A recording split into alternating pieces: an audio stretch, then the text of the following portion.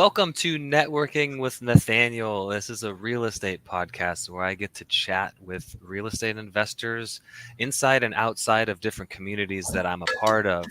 I can hear our guest in the background, so I'm removing him from the stage really quick. I'm still learning how to use StreamYard here, but I get to talk to real estate investors every week. We do this live Wednesdays at noon every single week, and I have the pleasure of introducing a friend of mine here. We've met a few months, maybe. Oh, yeah, it's been actually a little while at this point. But Doron Levi, he is a husband, a father of a few girls, I think. Are they all girls? No, two girls and a boy. He has built businesses from scratch. He's built them and sold them. And lately he's been building commercial properties. So think hotels and apartment buildings. And I'm really excited to learn from him. He's got a wealth of knowledge and he is an open book about it. So let's welcome to the stage here, Mr. Doron Levi. Oh, whoa. Hey, Whoa. there it is. You don't How want you to doing, scare brother? them, right? Don't zoom on me. Yeah, dude, I'll just do that the whole episode back and forth. There Whoa. it is. Yeah, There's something to it. yeah. People like the motion of the cameras, yeah. Yeah, I whatever appreciate keeps you them being here, intrigued. man. How are you doing today? I'm doing amazing, man. Can we really complain, man? We got it so good. Yeah, There's nothing but gratitude when people ask me, "How are you doing?" How can I complain, man? I'm doing amazing. How are yeah. you doing? I'm doing pretty well, you know. It's funny you asked that because I made a post this morning on Instagram about that exact question. And normally we're like, oh, I'm doing great, I'm amazing. This was a friend of mine that I've been friends with for a few years now, a couple years now. And instead of just saying I'm doing great because I am doing great, I told him, I am doing great, but my shoulder's hurting.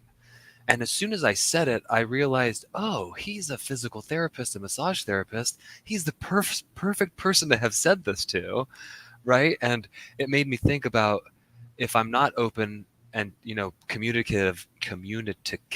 Oh man, I need some of that alpha brain. Communi- Communicative, Yeah, communicative. Yeah, then I wouldn't have had more the communicative. opportunity for him to he as soon as I told him, he started asking me questions. Okay, tell me when it hurts. What does the pain feel like? Does it hurt when you're doing this? And within 3 minutes, he was like, I got some physical therapy exercises for you. I'm going to send them to you.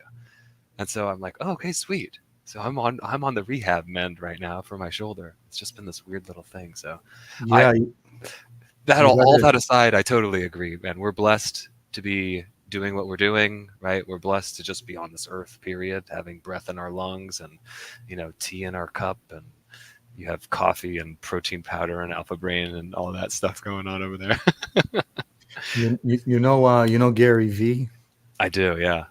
So he said once, "Do you know what the odds of you coming to this world? How many sperms don't even make it? And I'm Yeah. like, dude, I never think he's genius, and Yeah. he's That's talking true. about Yeah. what are the odds for you actually to walk this planet, Yeah. and what a perspective. It's like 1 in like 3 billion or something really, really crazy, Yeah. you know. So that's a bit of a perspective for you. Yeah. Yeah. If you put it back in the chain of things too, the chance of our parents, them being put on this earth, them connecting in the first place, them wanting to have kids, right? Like, woof, makes you feel makes you feel a little small, but also just super grateful for the opportunities that we have, and right, all the work that you've done and that I've done to get to this point. Like, we get to sit on Zoom, right, or on StreamYard right now and have a conversation for an hour and hopefully provide some value to the people that are listening here live and then in the future as well. But um, I this is something that I don't think we talked about when we first connected, and I don't really know a whole lot about, but you have a background in building businesses.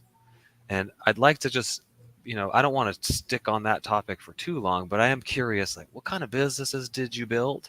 And the reason I'm curious is because I want to know how that's transitioned into what you're working on now.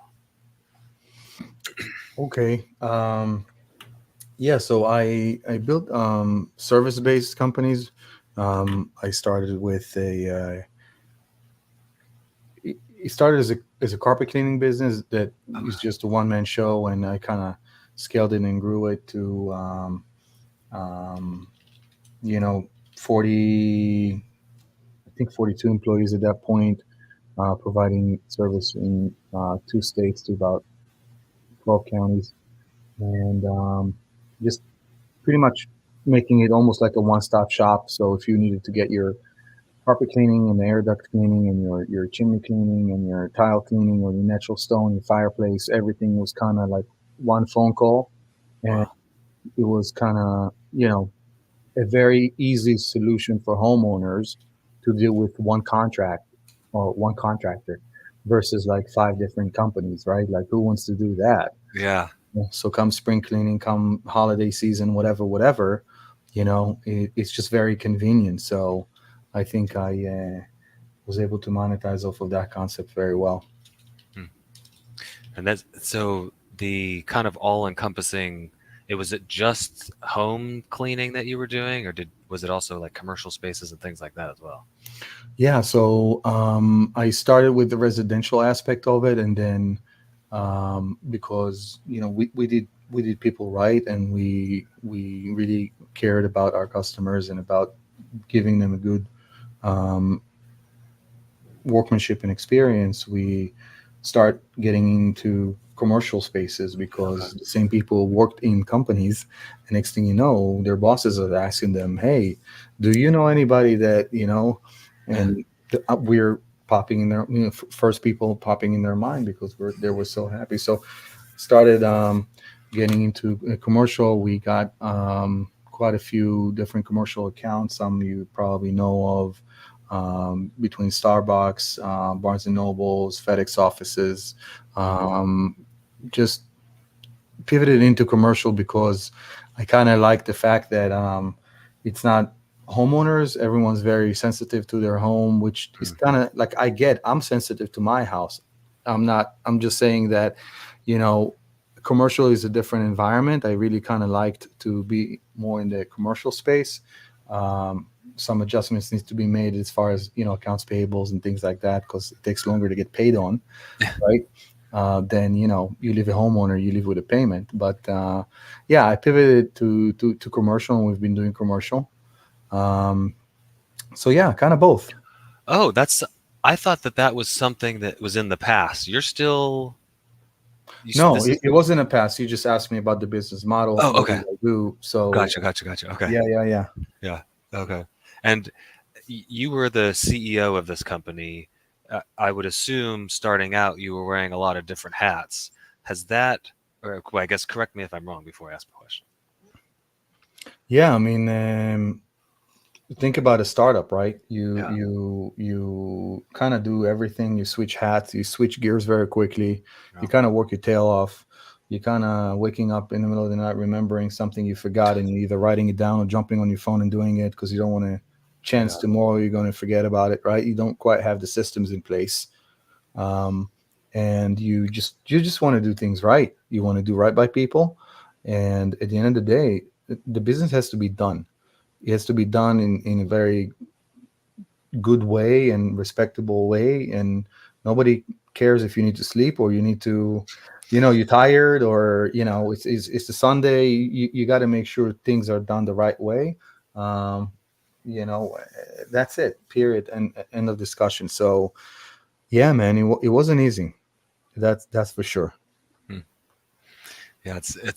I saw a. It was. I guess it's a meme this morning on Instagram, and it was like the as soon as you lay down in your bed as an entrepreneur, and it was a ping pong, but they threw a ping pong ball into all these mouse traps that had other ping pong balls, and it's just this mayhem ensues.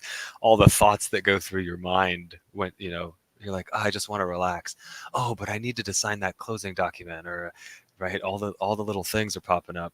Is there? Do you have any strategies that you use to kind of manage those Yeah, thoughts that are so going through your head? yeah, so the cliche of work smarter, not harder, is really first thing in mind when you say what you say now. Just putting systems in place that will enable you to leverage much more.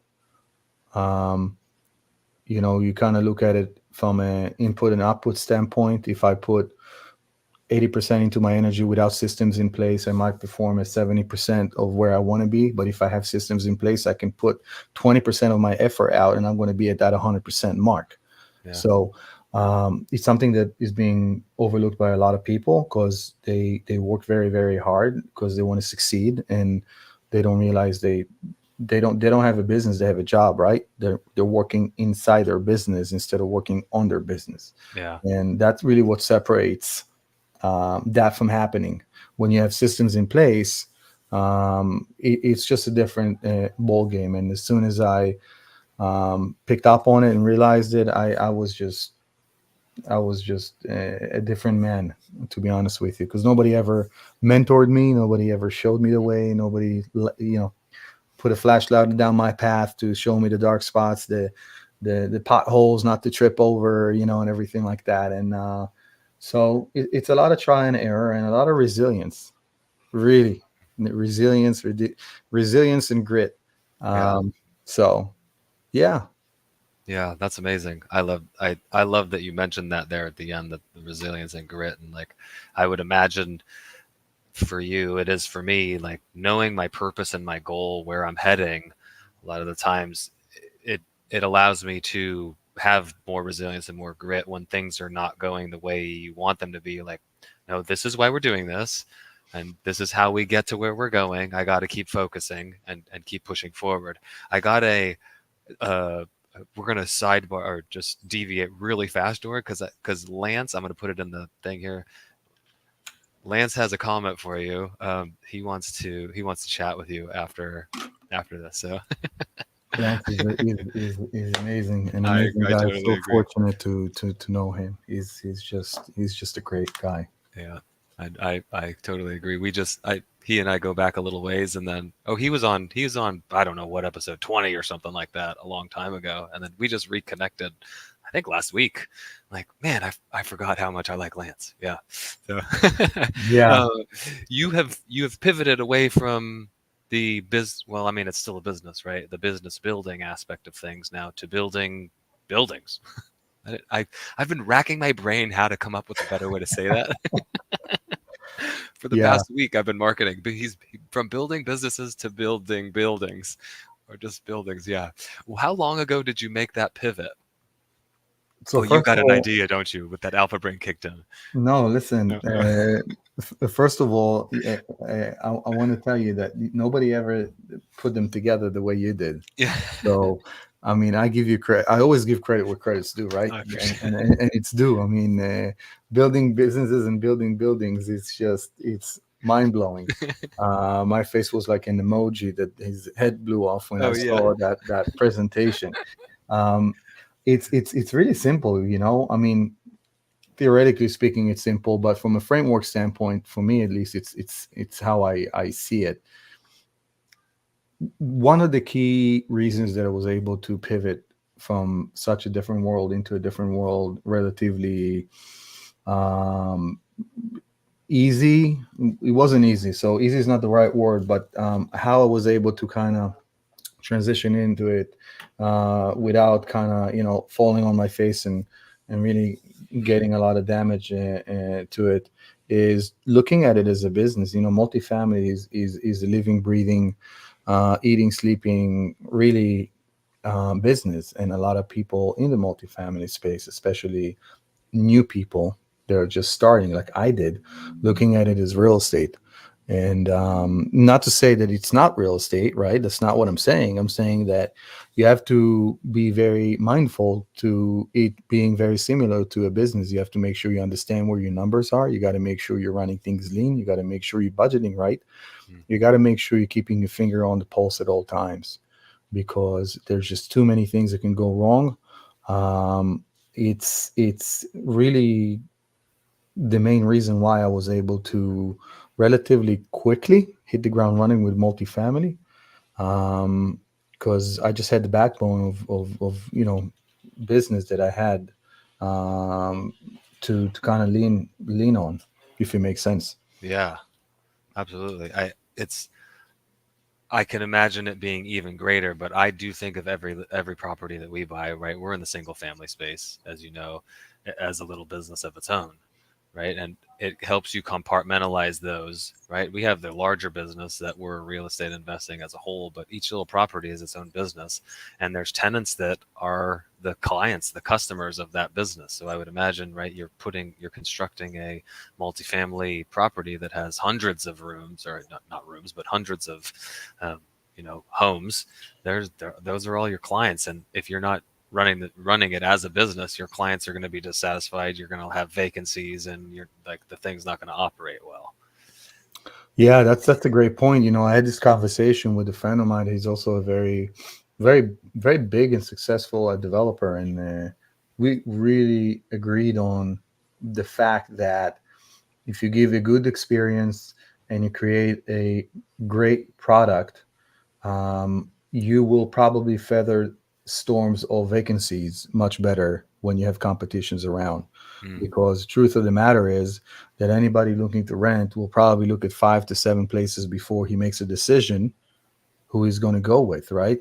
yeah, So I build beautiful places at a yeah, very affordable price point, mm, and I have a property management company that gives customer service superior and really almost non-equivalent to.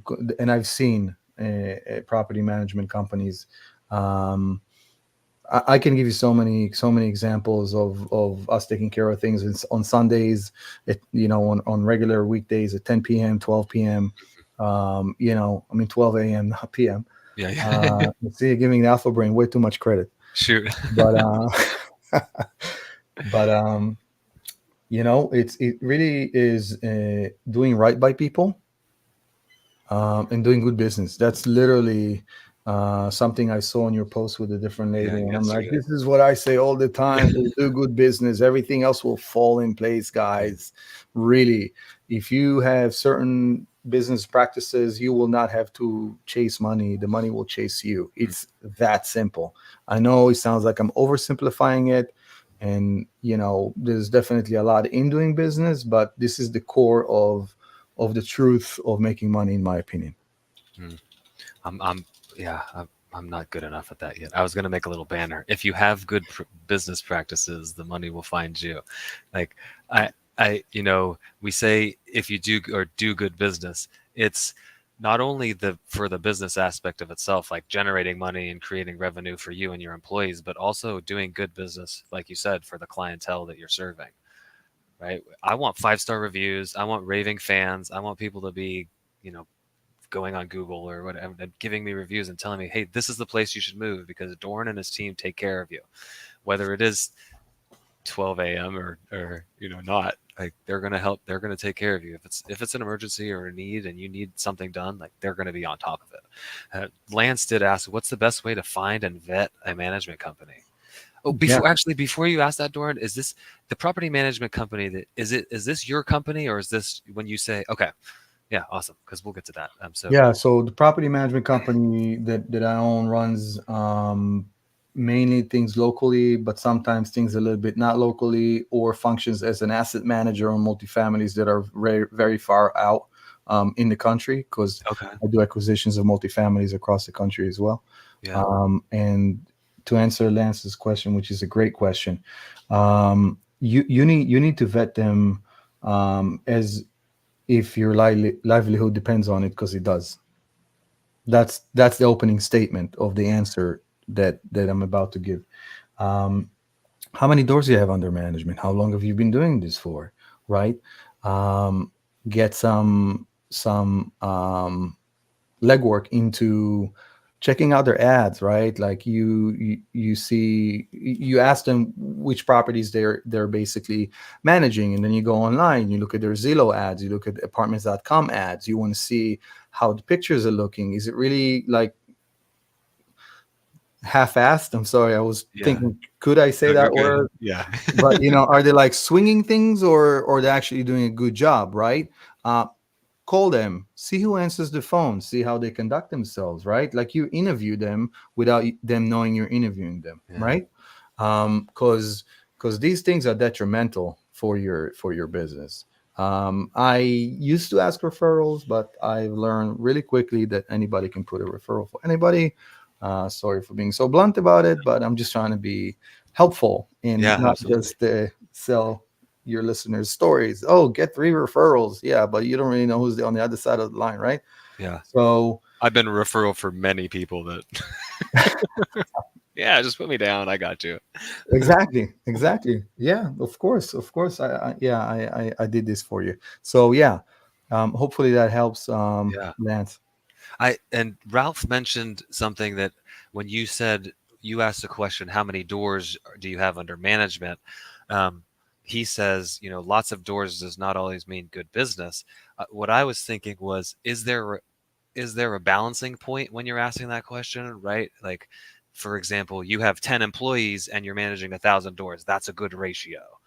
Or Yeah, so just to refine my point, with so different questions are trying to basically um, clarify different things. How many doors you have is to clarify how much experience you have, how big is your operation. It's not about the quality of work, right? The quality of work, I want to get my first impression by looking at your ads, for example, by calling and seeing who's picking up the phone is another example.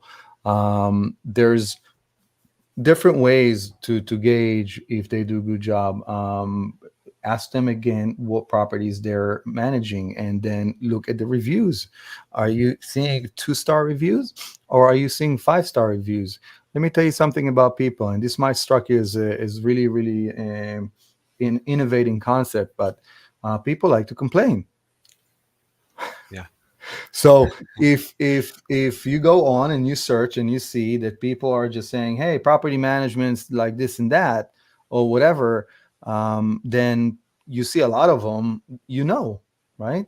So hopefully that helps with that observation, Ralph. Thank you for saying that.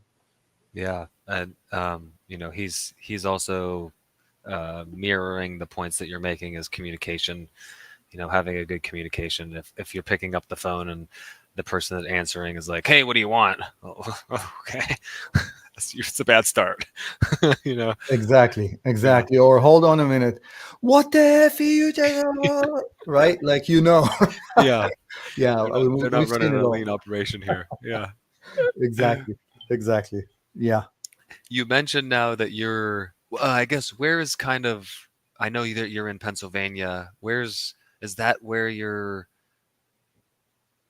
local investing is happening? Because you mentioned that property managers Yeah. primarily are focused on. Yeah. So if you drop a pin on my office, I'm basically located in Bucks County, which is about 30-minute north of Philadelphia. So I'm considered the Philadelphia metro area. Okay. I do primarily developments, although I'm now expanding into nationwide multifamily acquisitions. So all my developments are in about 30-mile radius from where I'm Okay. at. Yeah. So, between my teams and my ability to manage, supervise things, it's relatively local. I am taking some developments now a little bit further in different states because I was able through the years systemize things on the development aspect to a point that I'm able to do that. I'm taking on different things, and just like the property management, I started it. Now everything is really systemized. You have a very good system that there's an app in place that you can basically go on to, and you can um, ask for service, and you can take pictures and upload and videos and text message, and there's just SOPs and KPIs and everything you need to do in order to just kind of sustain quality of service and performance. um, but it takes time to build. Nobody's getting into anything having those things right off the bat. So um, you know when I said back to the point of how many doors you have under management, you don't jump into having 200 doors in a month. That's Right. also going to tell you how long they've been around. So those things take time to develop, and some people honestly don't care about those things. I see mom and pop 15, 20 year property management companies that it's owner operated multifamily. They're still with pen and paper. I kid you not, Yeah. and they're kind of stuck somewhere in the fax era, right? Yeah. Um, The fax era. I kid you not, they have on their signature panel the word fax number. Yeah. Like, whoa. I can't make these things up. I'm Yeah. telling you. Some people listening might not even know what that is, let alone have one. Yeah. Yeah, thank you for putting the spotlight on my Yeah. age. I No, appreciate no, it. no. There's gray here too, buddy. I saw I saw somebody this morning. I play basketball on Wednesday mornings. I go at 5 o'clock in the morning. I go to the gym. It's the time of year right now because it's summer where there's younger, you know, uh, older high school and young college age kids. And so this one kid, I call him. I mean, they're kids, yeah. He's maybe 17, 18, 19. He's got Jordan shoes on from Mm, 1995, I think, the ones that were like white with the black, shiny black on it. I'm like, are these remakes or are those like original? He's like, oh no, I got them from the store downstairs. Those shoes are older than you are, dude. Like, I wow. remember when they came. He's like, you like those? I like them, but I remember when they came out. Like, I remember those being the shoe. And I Yeah. don't know. I didn't ask him what he paid for them, but they were like 150 bucks then. So they're probably, Mm, you know, 600, $500 now. yeah. I wanted to backtrack here because we did get a question from Wade about the referrals, and I think he's asking here, and correct me if I'm wrong, Wade, in the comments, but you mentioned referrals that you can't necessarily trust them. I'm guessing that you meant from, if you're asking the property manager for referrals, it sounds like he's asking more, somebody in your network. Hey, do you have a property manager that you could refer me to? Is that something that you might go off of? Yeah, that's definitely something worth checking. And I will just make the distinguish between that being okay and the referrals I was talking about. Right. At the end of the day, even when you have a tenant and you kind of want to call the previous landlords because you have them listed, um, a lot of them are not even landlords; they're just family members, right? Yeah.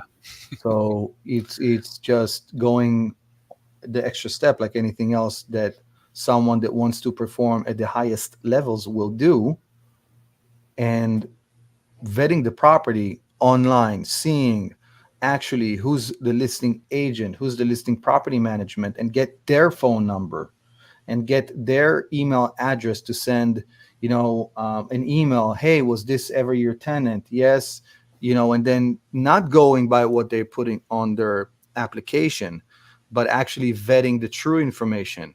So, I am a firm believer of putting more effort in the beginning than most people Yeah. because it'll pay you dividends in the future and it'll Right. save you a lot of headache and a lot of money loss. So we take a lot of time when we analyze things and execute on them, on the front end. Yeah. I love that. There's a couple things there.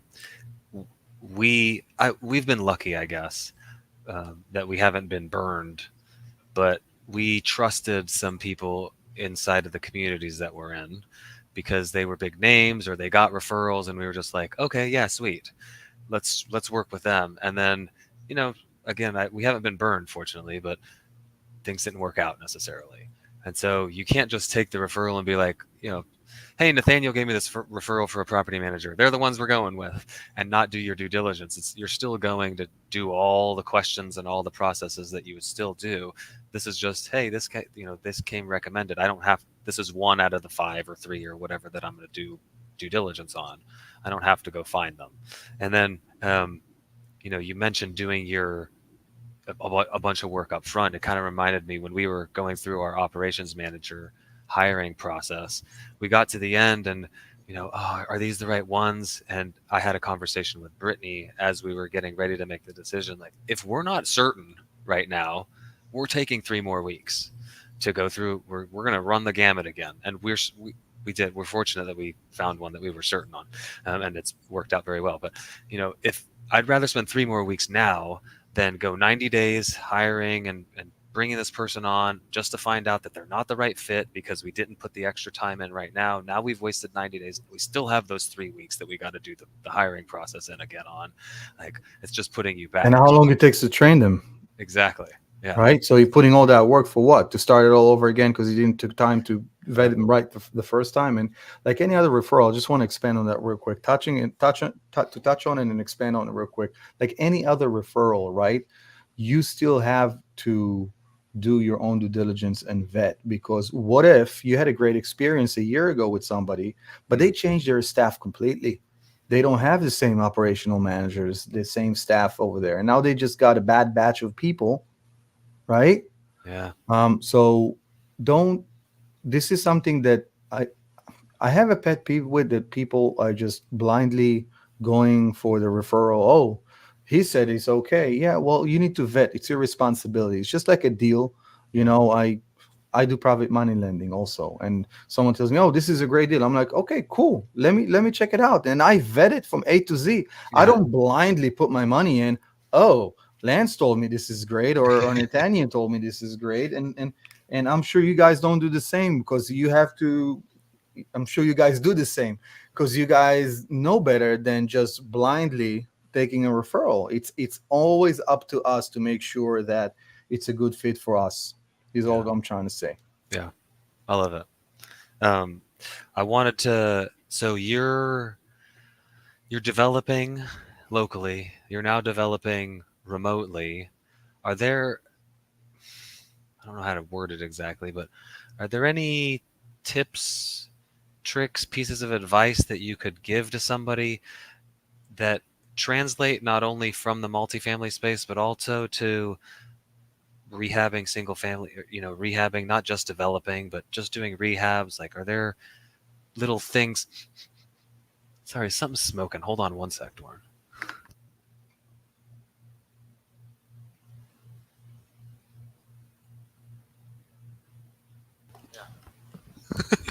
Should I call 911? No, she's got like beans simmering for dinner, and I think they maybe spilled over.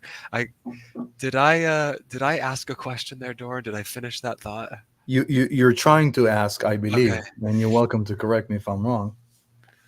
If I can drive any value to your crowd, that, or your people that are doing the same niche as you, between fix and flipping or any kind of real estate, Hmm. to hopefully help them in their way, right? Because everyone has their own way. Right. I have my way, you have your way, other people have their own way of trying to make a living and put food on their family's table. Um, so there's no simple answer to a complicated question, right? Is kind of what I say. um, I say that you want to definitely um, live by, it's good to believe, it's better to check. Hmm. People just are too loose to, I don't know if loose is the right word, right? But they're too quick to um, trust, believe, and basically take things at face value, Yeah. right? Nothing is at face value, period, and discussion. There's always things under, there's always a deeper thing, underneath. Um, that's one of the first tips that I can hopefully give to people listening. Um, the second thing is, you just, if you really are sincere about growing, you got to have to learn to let things go. You have to learn how to delegate. Nobody's going to get things done as good as you. Get Yeah. over it. Just get over it. Yeah. Get over it. Okay, because what do you rather have? Things that are done at 100%?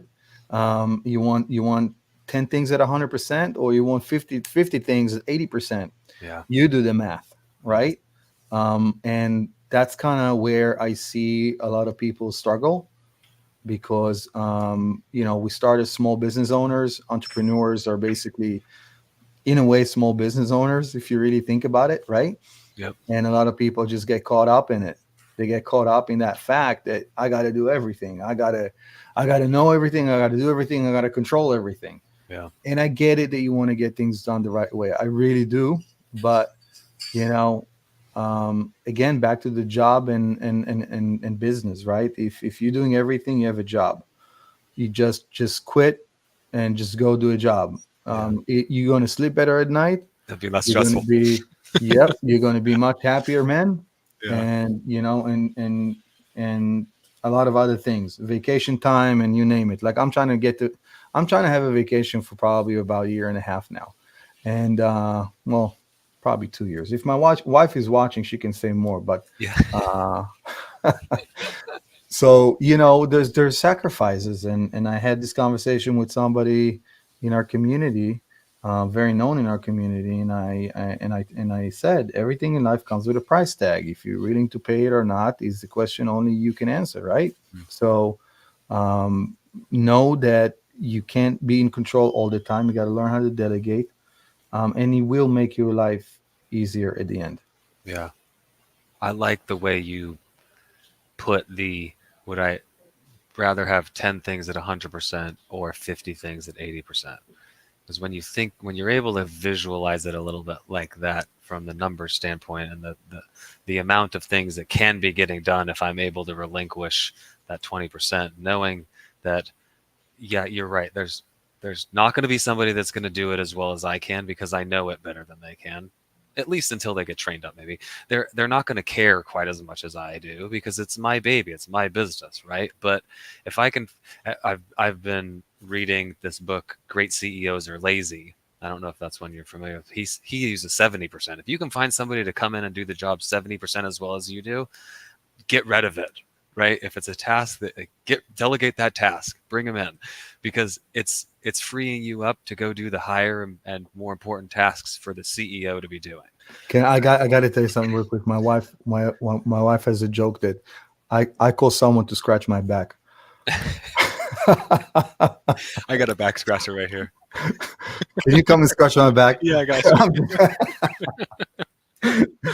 That's what With all seriousness, you know, I'm very intentional where I put my energy and time in, you know, Yeah. and so I don't want to kind of waste it on small things that sometimes people are really getting caught up in an effort to be in control, make sure things are done at their level of execution and all that. You know, it's just being really mindful where you put your energy in, not just being productive with it, but in general is another third. And I'm going to summarize with my advices here.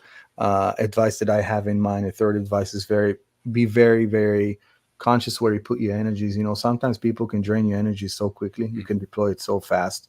Between Yeah. you getting upset over things, between you getting too, I mean, emotionals. We're human beings, right? We're not, um, you know. So if you let people get, you know, those sides of you, you're deploying your energy very, very quickly, and then you're drained from actually engaging money making activities, right? Yeah. Yep. It's business, guys. That's all it is. You got to look at it as a business. You got to act as a business, and just get all those things out of your system, out of the way. You Yeah. know, be very, very mindful where you put your energies and what is consuming your energies. That's pretty much the third advice. Now I feel good that I gave you a good answer for a complicated question. Yeah. I give three advice, Yeah. three tips. And I don't even know if it ended up ever being actually a question. I just kind of rambled and then got distracted by the But burning I hand. knew where you were going with it, Yeah. right? So Maybe that was the alpha brain. No. I, maybe it's kicking in, right? you've talked about, yeah, it takes 30 minutes or 40 minutes. Yeah. You've talked about bringing in the who's, right? And being able to delegate that. Are there any due diligence things like similar to your vetting your property manager that you could give as tips to, bringing in somebody that you're willing to go, delegate the result, not the task to, like, hey, this is why I brought you in. This is where we're heading. Now go do it, or just do it how you see fit, I guess is what. Yeah. I'm not sure I understand the question. Are you Are there asking me any? how to get good people, or how to make Yeah. sure they execute at the highest level they can Well, execute on? how to bring in good people that you can then empower to go Mm. do what they're good at? It's funny, I have an 88-year-old father-in-law, which is an amazing guy. He fought 4 wars, very smart guy, Oh, um, and he says how when you get upset about something and you say how can this, sorry for saying, bad person do something like this, and he goes like, well, you already gave the answer. He's a bad person. So you're asking, how do you do something, and how do you make sure that people are doing what they need to do, and you're empowering them? You're empowering them, mm. Ah, yeah, right? You yeah. gave yourself the answer. Mm, So let me give you my 2 cents. Hopefully that brings value to anybody listening. You can teach a monkey to do what we do. I'm sorry if it's too blunt for you. yeah. I don't believe in sugarcoating things, but you can train people to do pretty much anything in real estate. Really, you can't train people to care. You can't train people to have common sense. You have to know to differentiate between those two things when you talk to people, when you interview people, when you're vetting people, Mhm. right? Um, I can give you examples of my competition trying to get my employees for a higher raise, and my office manager came to me and told me once that she flat out told him, "You can't treat me the way Doron treats me," right? Although they wanted to give her a better pay. Mm, What is the point I'm trying to drive? The point that I'm trying to drive is, um, if you can find people that care and you can expand on that, they will jump in front of a train for you. And mm, I'm speaking from experience, yeah. right? Because you will get sick, you will want to have vacation, you will uh, want to spend a random day with your kids, and just shut the phone, Yeah. right? Yep. So you almost gotta cultivate that and nurse that, and you can't beat on a dead you can't beat a dead horse. If they don't have it in them, they don't have it in them. It's not something you can create. It's not something you can train, is what I'm trying to say, right? So focus less about the skill set, more about the personality. When I had all these managers working for me in the companies that I built and sold, and they needed to do the interviewing for their departments, I always said the same exact thing. Look at the person, put the resume aside. Can you spend 8 hours with that person?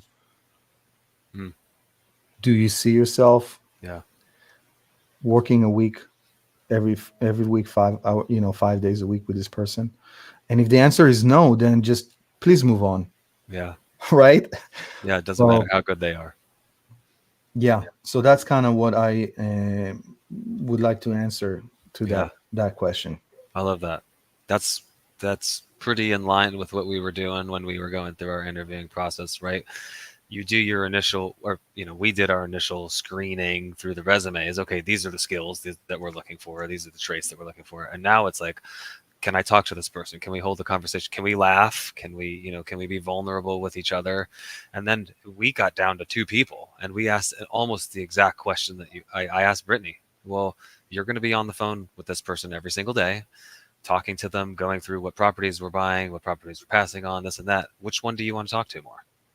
And that's how, I mean, we had 2 really good candidates, and you know that's how we made a decision essentially. Who are you more comfortable being on the phone with every day?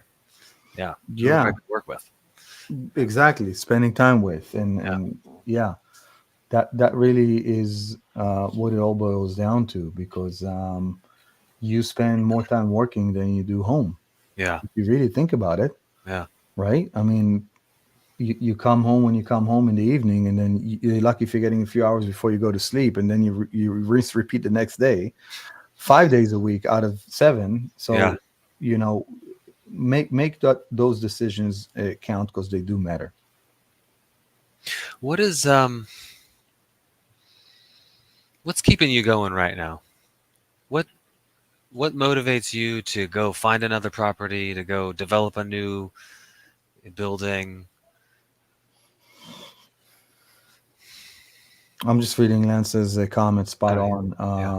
yeah, Yeah, The more you can find people that are aligned with your vision and mission statement, the less resistance you have in your Mm, journey, yeah. right? Because if they're not, then they just become roadblocks.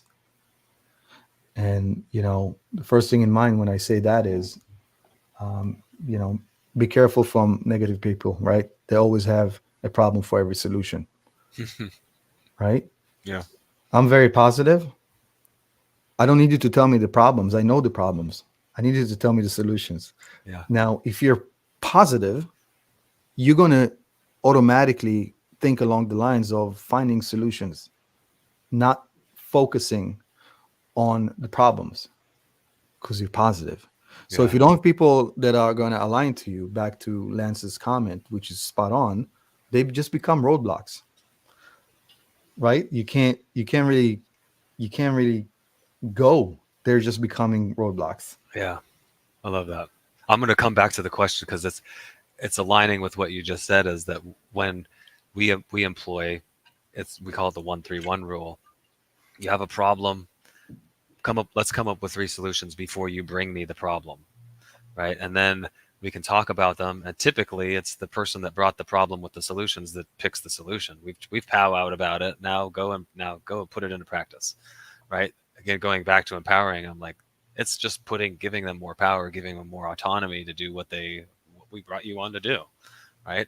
I brought you on to solve problems, and yes, I want to talk to you about them sometimes. If you thought it was a big enough problem to escalate to me, at least, right? Most of the time, our employees just going to go fix the problem. I don't even want to hear about it. If it's a big enough problem, come to me with some solutions.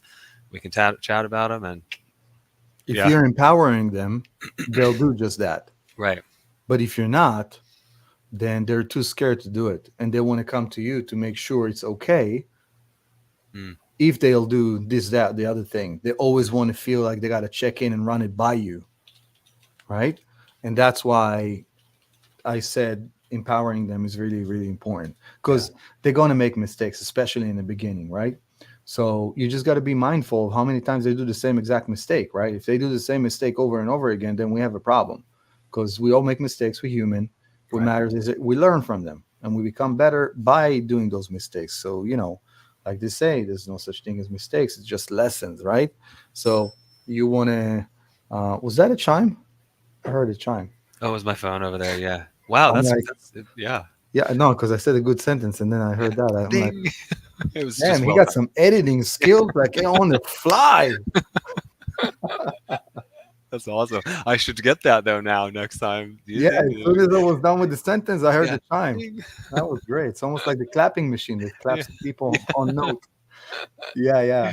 So if you empower them um, and they make decisions, that's okay. They just need to understand that they need to learn from their mistakes Mm, and just get better. And that's why they say, fool me once, shame on me. Fool me twice, shame. No, fool me once, shame on you. Fool me twice, shame on me. Because if I right. didn't learn the first time, then, it's Yeah. my fault. Um, yeah. Okay, so to go back, I know I want to be cognizant of time here, but you've built up a business that has systems and processes in place right now, right? I- If you were to remove yourself from the business, does it run by itself at this point? Yes. Yeah. What's keeping you going? What's getting you like what's keeping it's something that I've interested in asking people that are doing things at a high level, because you could just go, I'm good.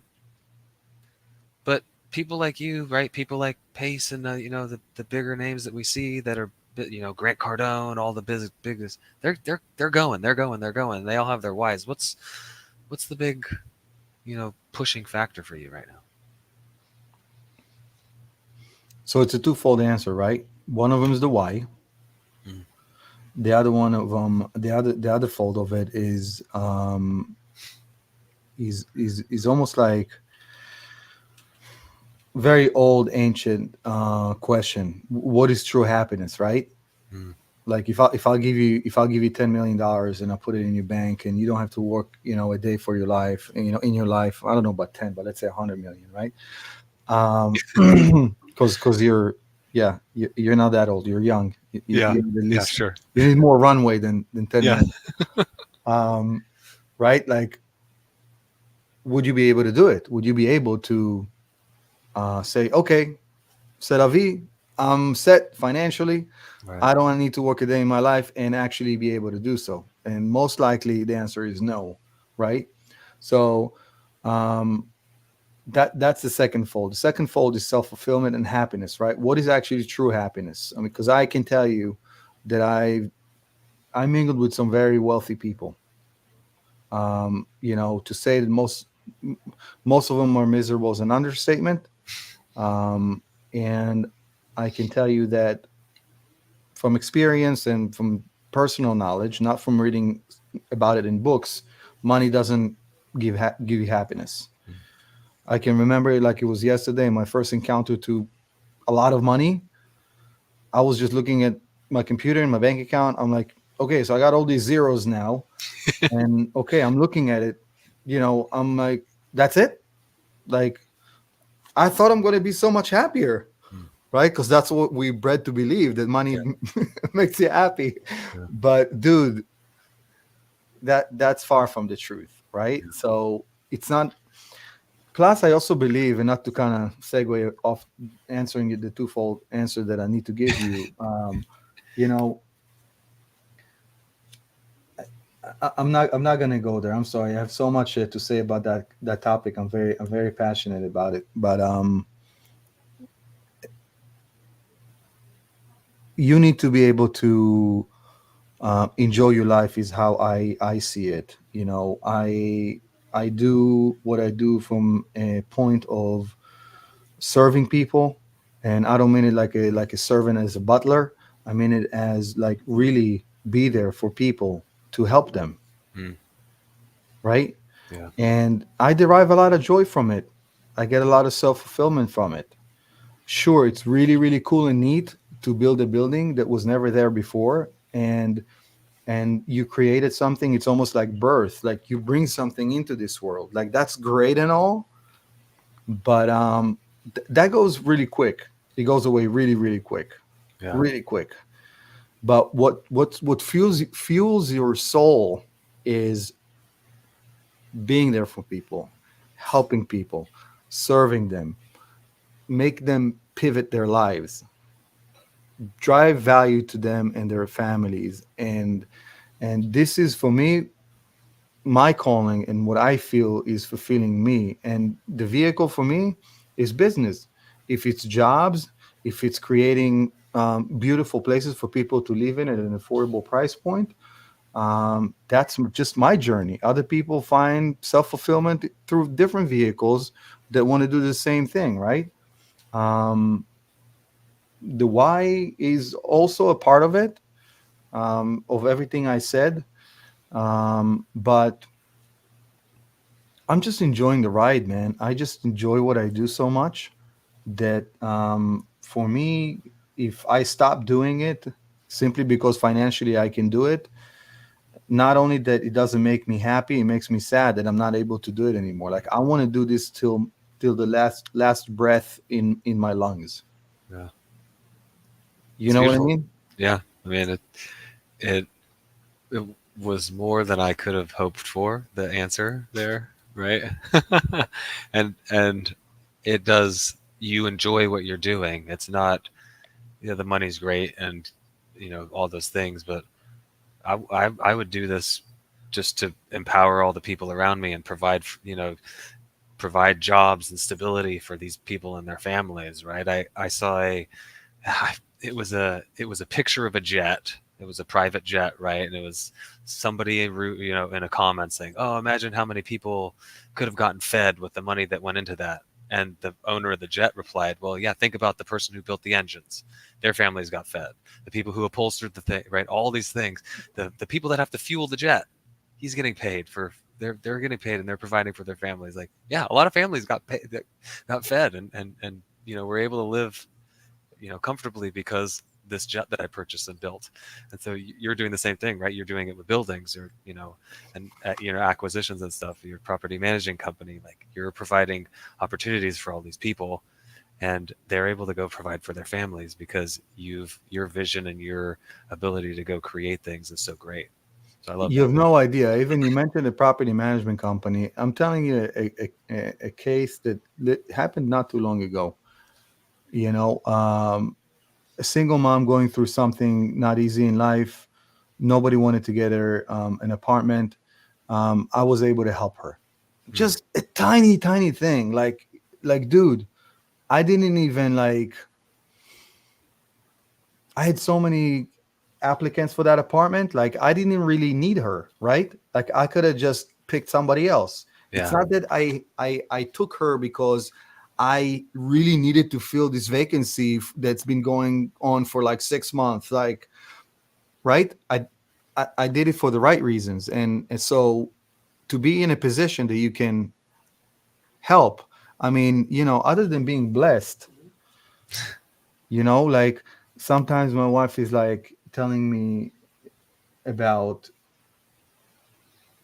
why I sometimes help or give so much to my families because I'm supporting three families, Mm, not just mine. mm, And you know what I tell her? Thank God I'm on the giving side and not the receiving side. yeah.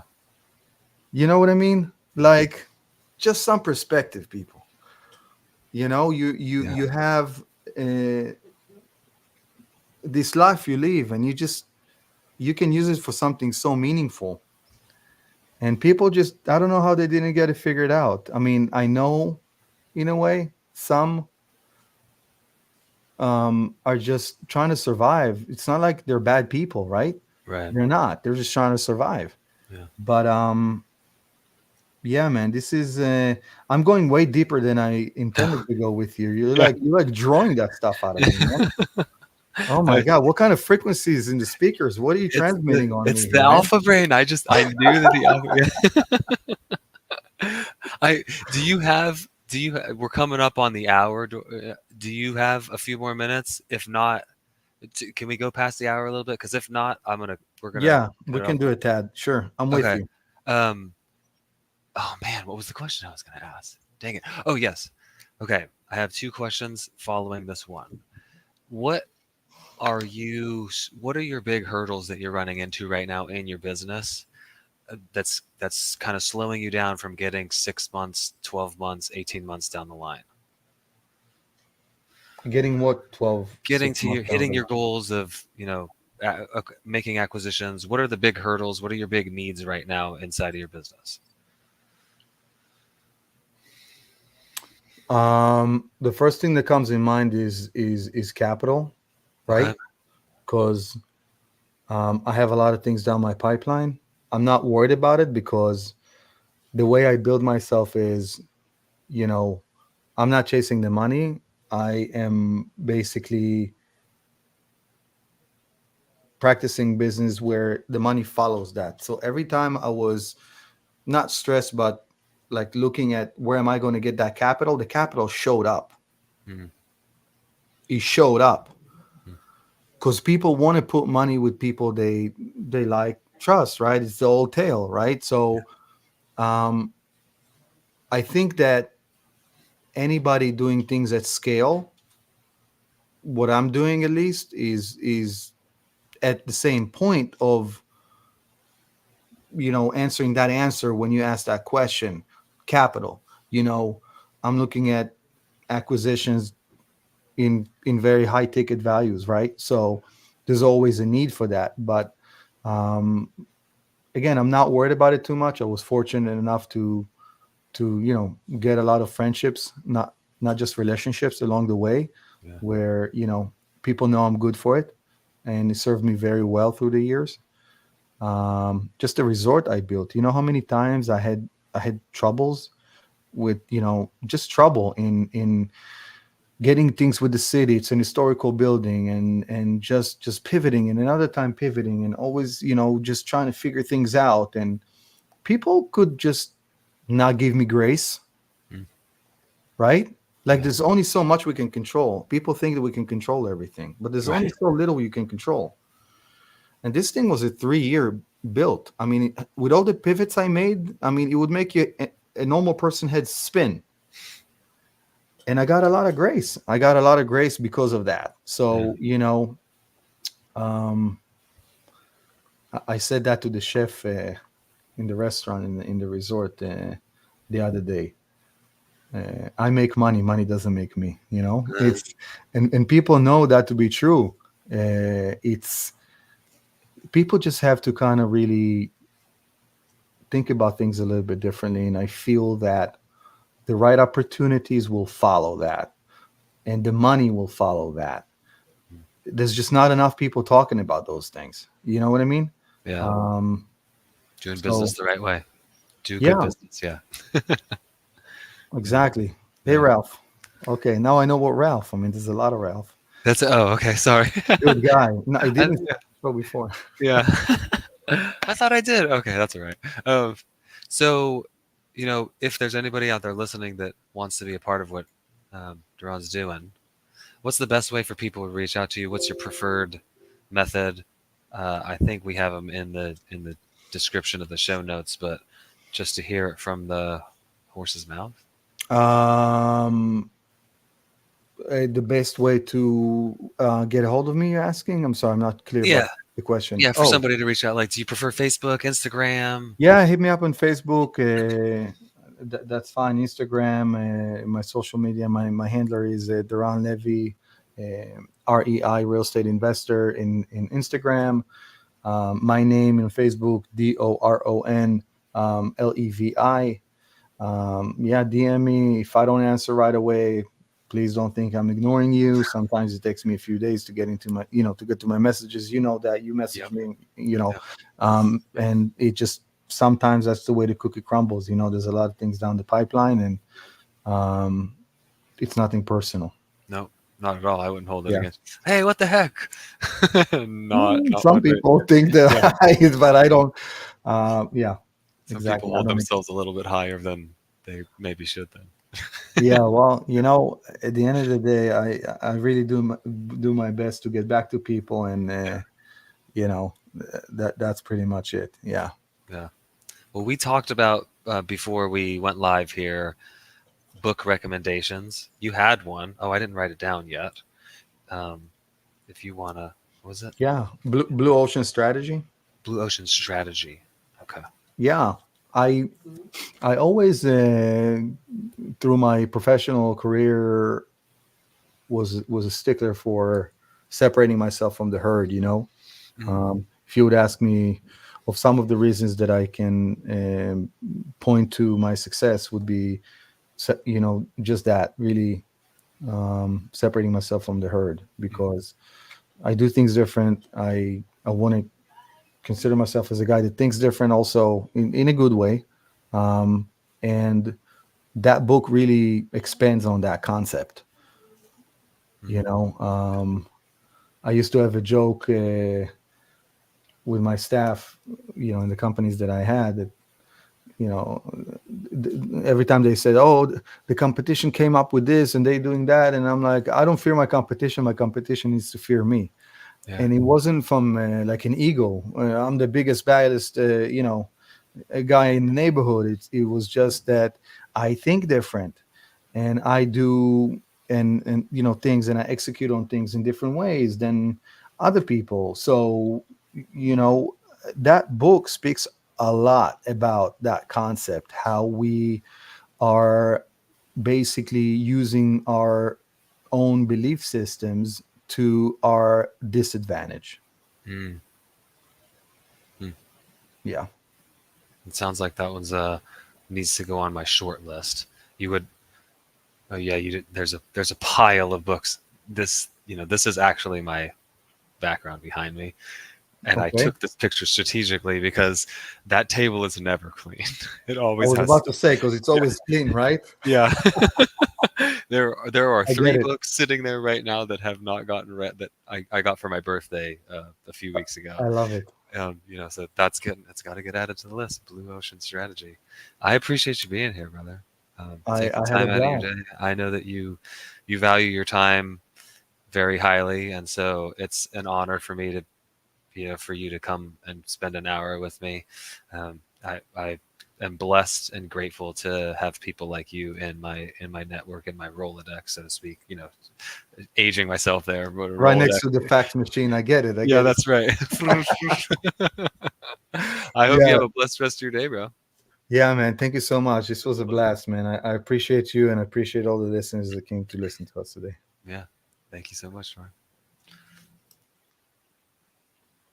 So that was it. That's the networking with Nathaniel with Doron Levy. Wow, what a pleasure that was. He dropped so much knowledge.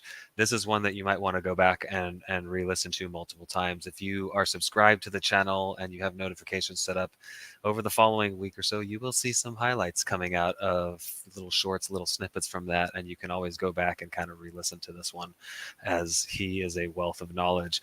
I appreciate you all for being here. If you're just getting started here, you're struggling to gain some traction, you're looking to get some more deals done, I do have a weekly Zoom that I hold at noon Eastern time on Thursdays. If you go to nathanielhovsepian.com, you will find that's called Helping Hands Hour. You're more than welcome to come in, ask questions, role play, really whatever that you need to get more deals done, to get a little bit more traction inside of your business. We also have a underwriting Zoom on Fridays at 3 p.m. Eastern. That's there for helping you figure out how to underwrite the deals that you're looking at. Bring deals that you have that you're looking for help on. If not, we always have deals that we're underwriting live just to kind of show you what we're seeing, because underwriting is a little bit of an art. It's not an exact science. So I appreciate y'all for being here. Hopefully you tune in next week live for Networking with Nathaniel. We will have Bertie Nixick, another good friend of mine. So I look forward to that one. Later, y'all.